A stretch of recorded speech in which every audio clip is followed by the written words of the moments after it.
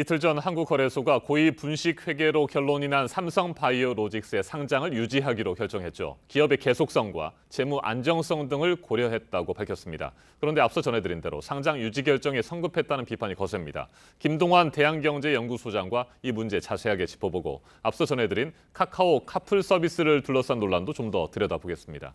어서 오십시오. 예, 안녕하세요. 네, 삼성바이오로직스의 상장 유지 결정이 내려졌습니다. 이에 대해서 성급한 결정이다. 대마 불사의 논리가 이번에도 어김없이 적용됐다. 이런 비판이 계속해서 나오고 있는데 어떻게 생각하십니까? 비교적 빨리 거래소에서 상장 유지 결정을 한 것은 사실입니다. 그런데 지난번에 거래 정지가 됐을 때도 제가 이 자리에서 나와서 말씀드린 것 중에 아마도 상장 폐지로 가기는 좀 어려울 것이다라는 말씀을 드렸습니다. 왜냐하면 두 가지인데 한 가지는 이 분식회계 의혹으로 상장 폐지 실질 심사를 받은 기업 중에 상장 폐지가 결정된 예가 없었다라는 측면이 있고요. 또 하나는 거래소에서 밝혔습니다마는 삼성바이오라는 회사가 상장을 폐지할 정도로 현재의 재무적인 상황이나 이런 것들이 투자자로서의 굉장히 위험한 사항이 아니라는 판단, 이 두 가지가 이제 근거인데요.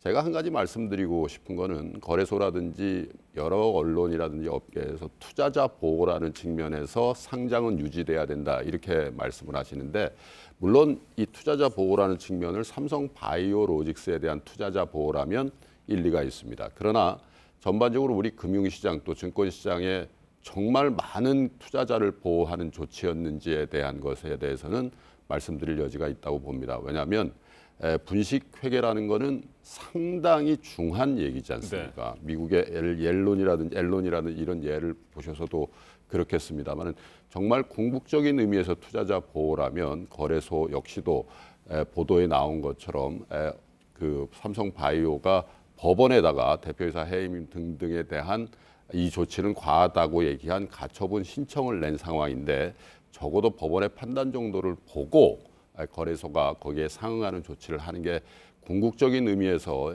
투자자 보호 조치가 아니었나 이런 생각도 한편으로 듭니다. 네, 삼성바이오로직스가 상장된 것은 2016년이고요. 그 문제, 분식회계가 이루어진 것은 그 전입니다. 그렇기 때문에 상장 자체에 문제가 있기 때문에 이걸 당장 뭐 거래를 재개한다든지 이러면 안 된다는 지적들인데 일리가 있지 않습니까? 그렇습니다. 그래서 사실 그 상장 자체 절차라든지 만약에 분식회계에 대한 법적 판단이 확실하다면 상장의 절차에도 문제가 있고 상장 실무는 거래소에서 하는 거기 때문에 그 상장의 어떤 과정에 흠을 잡을 수 있는 개연성이 있는데, 그 거래소 자체가 상장을 유지하겠다고 결정하고 또 법원의 판단 이전에 훨씬 빠른 상황에서 상장 유지 결정을 한다는 건 너무 빠른 조치가 아니냐라는 비판을 받을 수 있는 충분한 이유가 된다고 봅니다. 네, 어제 20거래일 만에 주식 거래가 재개됐는데 17% 넘게 급등했습니다. 이건 어떤 이유로 해석될까요? 일단 투자자들의 입장에서는 이 삼성바이오로직스라는 회사가 상장 폐지도 되질 않았고 또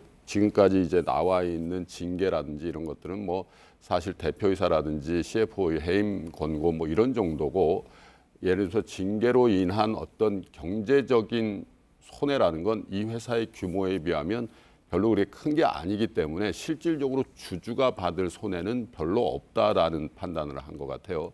상장 폐지 심사를 실질 심사로 넘겨서 이 상장을 폐지할 거냐를 논의하기 위해서 거래를 정지시킨 날도 주가가 올랐습니다. 그 얘기는 사실은 이 회사의 가치에 대해서는 투자자들은 별로 그 의욕이 없다라는 얘기죠. 상장이라는 거는 거래소 시장에서 거래를 활발하게 하기 위해서 상장을 하는 거지, 기업 가치가 상장을 한다고 해서 폭등을 하고 상장 폐지를 한다고 해서 폭락을 하는 건 아니에요. 기업의 본질적인 가치는요. 그래서 그날도 사실 상장 폐지에 대한 걱정도 없고, 상장 폐지가 된다 하더라도 삼성이라는 백그라운드와 삼성바이오로직스라는 회사가 지속적인 영업 행위를 하는 데까지는 가지 않을 것이라는 판단을 한 걸로 보는데, 어제 상승도 사실 최근에 주식시장이 많이 약하고 바이오 주식들이 굉장히 약한 상황에서도 삼성바이오로직스가 올랐다는 건 계속 기업으로 계속 갈 거다라는 투자자의 판단이 있었다고 봅니다. 네, 카카오 카풀 서비스를 둘러싼 갈등은 계속 격화되고 있습니다. 실제로 카풀 서비스가 시행이 되면 택시업계는 큰 타격을 받게 되겠죠?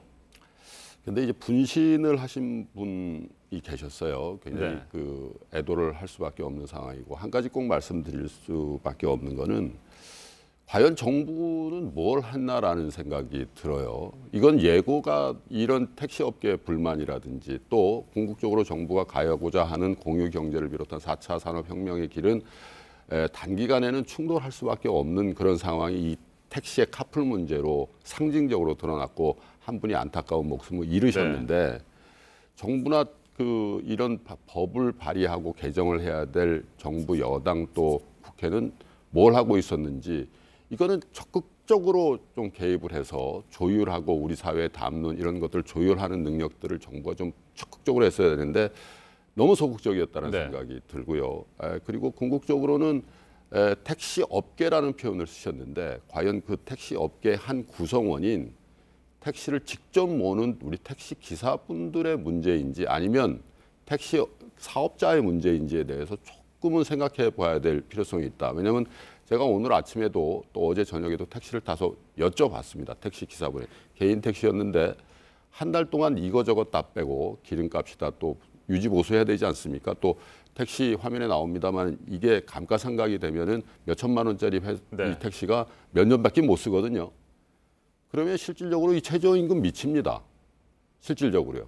그러면 이 카풀로 인해서 생존권의 문제도 생기지만 결국은 지금 현상으로도 택시 기사분들은 굉장히 어려운 상황이라는 거거든요. 그래서 사실은 이제 공유 경제라든지 이런 쪽으로 가면서 당분간은 힘드실 거예요. 그렇지만 우리나라의 최저임금이라든지 이런 것들이 올라 있고 이런 상황에서 과연 현상 유지라는 게 답인지에 대해서는 우리가 좀 심각하게 고민해야 될 부분이 분명히 있다고 보여집니다. 네, 앞서 지적한 대로 정부와 국회가 무기력한 모습을 보이고 있는데 좀 더 적극적으로 중재에 나설 필요가 있는 것 같습니다. 여기까지 듣겠습니다. 김동원 소장님, 말씀 잘 들었습니다. 고맙습니다.